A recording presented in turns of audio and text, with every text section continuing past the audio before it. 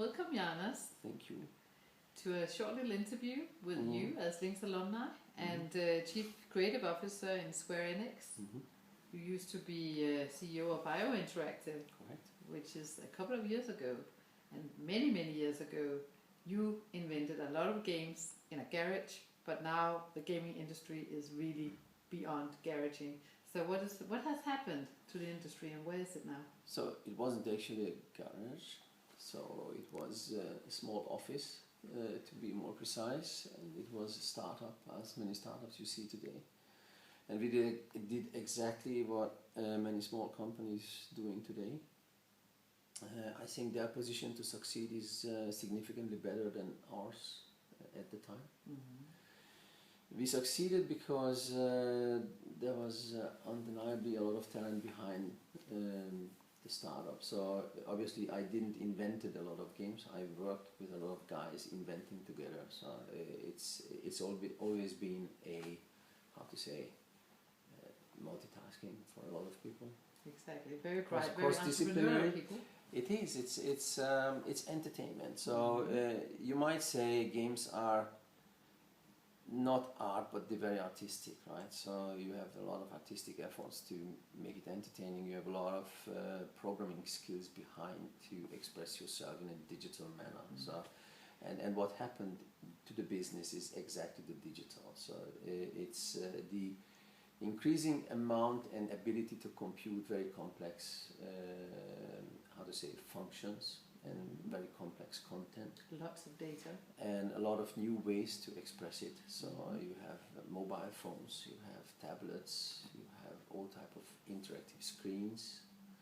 You have still the traditional media, the AAA games, PS4 and Xbox One, they call now, and Nintendo still, of course. So what is the key competence in understanding the gaming industry today? It's entertainment still. So if it's not entertaining, it's dead. But the way you bring it to market is basically changing very fast. Right. So you don't bring the game to market as you did previously by putting it on a shelf in a store any longer. You still do that, but it's actually dying. What you do is you connect to your consumer and you figure out how your consumer interact with your product, and then you improve and redesign your product and keep redesigning your product so it suits the consumers better.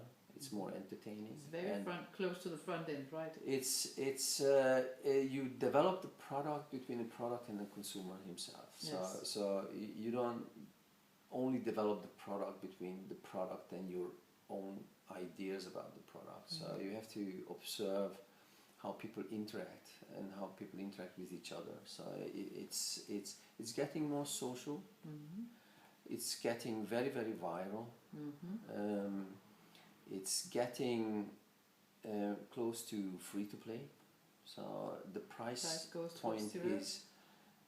point went from, I don't know, 50-60 bucks for a product to basically it's free to play.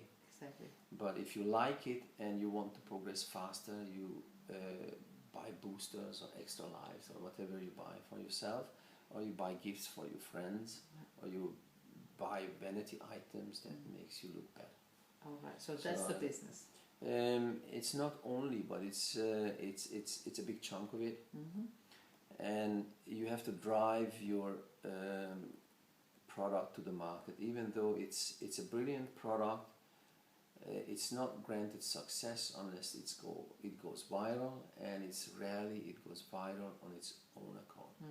So you have to understand where to find your consumers, what they expect from the product, how they interact with the product, and improve the product itself as you go. Exactly. So why is this relevant for top executives in other industries? Because gaming is always been in very front end of things. It's been in front end of creative. It's been in front end of digital, and it's been in front end on marketing. So it's always, you might say, it's less dangerous, so to speak. It's not. Nobody dies if I have a bug in my game. You know, they get annoyed, yes, but they're not dying of it. You know, right. so it's a nice place to experiment. And because of the complexity and the skills needed in gaming, which reflects basically some of the most complex algorithms in computing, in a very, how to say, undangerous manner, if you like. It's been a very good space to see early movements in markets. Right. And I think what is characteristic for digital is its ability to disrupt existing technologies and existing markets. So what you basically experiencing is disruptive technologies, more or less all fields of all disciplines. So it's in nanotech, it's in biotech, it's in computing, it's in information technology, it's in marketing, it's in economics, it's in medicine. It's everywhere. It's not limited to gaming. You can, by being cross-disciplinary, provide space for innovation by being multidisciplinary. So you can take someone with a game design experience and introduce them to learning, and then they innovate and figure out algorithms that makes you learn faster or better, or makes you remember better.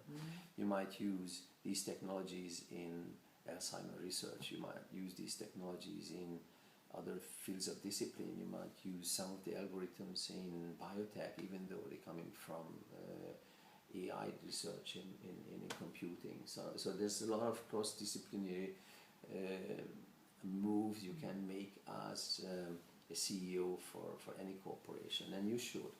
And also because your consumers' expectation of services changed over the last 5-10 years. Exactly. And they're constantly changing. So you're no longer granted lifelong loyalty from your consumers. So you have to observe how to keep them and how to keep them happy. It's not just for pleasing them, it's also for your own sake. It's for you to understand market mechanisms, and pattern recognition and design are two very important disciplines for any I'd love to see more of that level. in top executives' perspective. Yes, I'm sure they understand this, otherwise they won't be top executives. The problem they're facing is the earning potential and the scale and size of the investment, but mainly the speed to market, which is changing very fast. So you'll see, I mean, we all know examples like Kodak and how it went because they just went blind on digital imaging. Right, so disruption. So you have lots of examples, and you have a lot of good examples also how great it went because they saw it early on. So I think the patterns I see is basically it's going faster, it's going deeper, it's going more disruptive, and it represents a need for learning new tricks all the time. Exactly. And this is the biggest learning I have from working with games for so many years. How fast it went from your description of being in the garage, being in the garage, to actually being in the front end of entertainment. And I think you see those garage biotech laboratories in San Francisco at the moment. Yes. Where you have 13 years old experimenting with cutting in genomes and stuff. Yes. It's mind-blowing. So it is mind-blowing. I think you can see kids programming at early age. You have systems like Kodu, which is basically visual programming for kids. It's going into schools now. You see more elaborate learning algorithms for kids. You see Open University as one movement. You see Singularity University as another movement. You see Quantified Self movement. You see a lot of signs that people are getting it. you say Kickstarter, even though it's a bit funny, but it's still a very valid way to start your business. And it's being democratized. You know. Everything is. So this is that is my, the my Internet point. of Things, just to close up with that one? Yeah, Is the that- Internet is of that Things. the Internet of Things? I don't even know if I have the ability to envision how deep it will affect us all and how fast it's going to happen. Obviously, I don't know if it's entirely good either. You know, you see a lot of polarization at the moment. Yes. Globally. You see Huge. political movements pointing the other direction, Exactly. fast reverse to Middle Age, you know, Right. and you see a lot of conflicts erupting around. I totally believe that most of them are anchored in social unjust and how to say, uneven distribution of wealth. And I think we should focus, as I said, multidisciplinary. You cannot just solve one single point of these things, and Not even with the Internet of Things, right? Not even with the Internet of Things, because I think William Gibson already framed it in mid 80s.